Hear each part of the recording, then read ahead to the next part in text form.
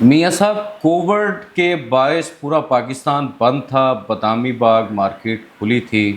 آپ کی وہ ایک کاوش جو پورا لاہور جانتا ہے، کووڈ کے دنوں میں آپ نے بادامی باغ مارکیٹ کھلوائی۔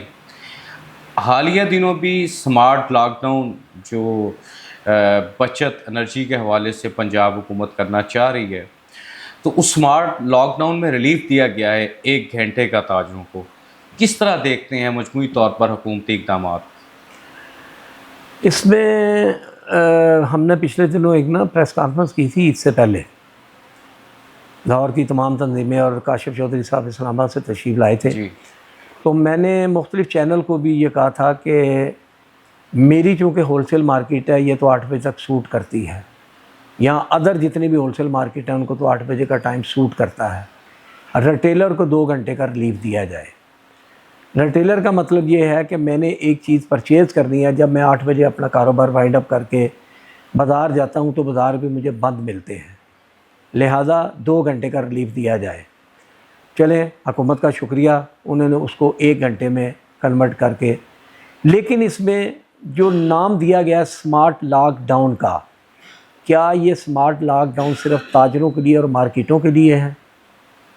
سرکاری اداروں کے لیے نہیں ہے؟ کیا یہ اس کا عمل درآمد کرانے کے لیے اسمبلیاں، سینٹ وہ نہیں ہے؟ میں آپ کو بے شمار مثالیں دے سکتا ہوں۔ میں ایک مثال دیتا ہوں۔ میں پچھلے دنوں ایک افسر کو ملنے کے لیے گیا، وہ اپنے آفس میں موجود نہیں تھا اور اس کے دفتر کا اے سی چل رہا تھا۔ میں 10-15 منٹ بیٹھ کے پوچھا، بھائی صاحب وہ تو میٹنگ میں ہے جی، اس طرح کے جو انرجی ضائع ہو رہی ہے افسر شاہی کے ذریعے، اس کو حکومت کیوں نہیں لاک ڈاؤن کرتی؟ یہ سارا نزلہ تاجروں کے اوپر کیوں گرتا ہے؟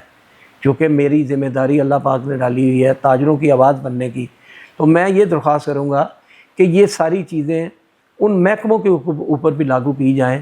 کہ دیکھو نا، ایک ایسی بات ہے کہ جب ہمیں اللہ کریم نے گیس عطا کی کئی سال پہلے، تو سوئی گیس ہم استعمال کرتے تھے چولہا ہنڈیا پکانے کے لیے، یا اس وقت تو یہ بجلی کے متبادل ذرائع نہیں تھے، وہ لیمپ بنے ہوتے تھے سوئی گیس کے۔ تو ہمارے گھروں میں ایک دیا سلائی جلانے کی خاطر کہ دیا سلائی ہم دوبارہ جلائیں گے اور چولہا آن کریں گے، 24 گھنٹے چولہے جلتے رہتے تھے اور ہم نے انرجی کو ضائع کیا۔ اس وقت بھی انرجی ضائع ہو رہی ہے، لہذا حکومت کو اس طرف توجہ دینی چاہیے۔ پھر ایک بات میں اور آپ کے اسی توسط سے کر دوں کہ 60 سال پہلے اس ملک میں بجلی کا جو ترسیلی نظام تھا اس کو ڈی سی کہتے تھے۔ اس کے بعد میرے سامنے یہ اے سی کا نظام آیا۔ 60 سال پہلے بھی ذرا ہوا چلتی تھی، آندھی آتی تھی، بارش ہوتی تھی، لائٹ چلی جاتی تھی۔ 60 سال بعد بھی ہمیں اسی بجلی کی لوڈ شیڈنگ کا سامنا کرنا پڑتا ہے، اور اس میں اضافہ یہ ہو چکا ہے کہ غیر اعلانیہ لوڈ شیڈنگ ہوتی ہے۔ جب ہم اپنے سب ڈویژن کو کال کر کے پوچھتے ہیں، وہ کہتے ہیں جی یہ گریڈ میں خرابی ہے جی، یہ خرابیاں کس نے دور کرنی ہیں؟ یہ جو آئی پی پیز ہیں، یہ میں تو نہیں لے کے آیا، یا میرا کوئی تاجر بھائی تو نہیں لے کے آیا، یہ حکومت ہی لے کے آئی ہے۔ آئی پی پیز کے معاہدے ختم کیے جائیں، بجلی کے ترسیلی نظام کو بہتر کیا جائے، اور عام آدمی کو بجلی کے بلوں میں خاص طور پہ، اور اس سے زیادہ پیٹرول اور ڈیزل کے اوپر جو لیوی کا ٹیکس ہے، جس کو میں گنڈا ٹیکس کا نام دیتا ہوں، اس کو ختم کیا جائے۔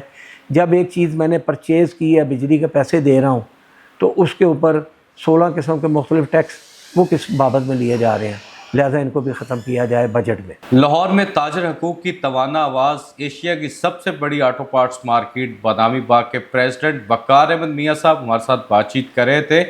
وقار احمد میاں صاحب نے کہا کہ حکومت کو چاہیے کہ وہ تاجروں کو ریلیف دے۔ سرکاری دفاتر میں، سرکاری اداروں میں جہاں بجلی کا ضیاع ہوتا ہے، یا پیٹرولیم مصنوعات کی جس قدر بڑی آج قیمتیں پاکستان میں عام شہری فیس کر رہے ہیں، سرکاری اداروں میں جس طرح بڑے بڑے پیٹرولیم کی انہیں خصوصی الاؤنسز دیے جاتے ہیں، تو اس پر بھی کٹ لگایا جائے اور کمی کی جائے ان الاؤنسز میں، اور عام آدمی کو ریلیف دیا جائے، تاجر کو ریلیف دیا جائے، تاکہ پاکستان کی معیشت خوشحالی کی سمت گامزن ہو سکے۔ عبدالحنان چودھری کو دیجیے اجازت، آپ سے ہوگی پھر ملاقات۔ اللہ نگہبان۔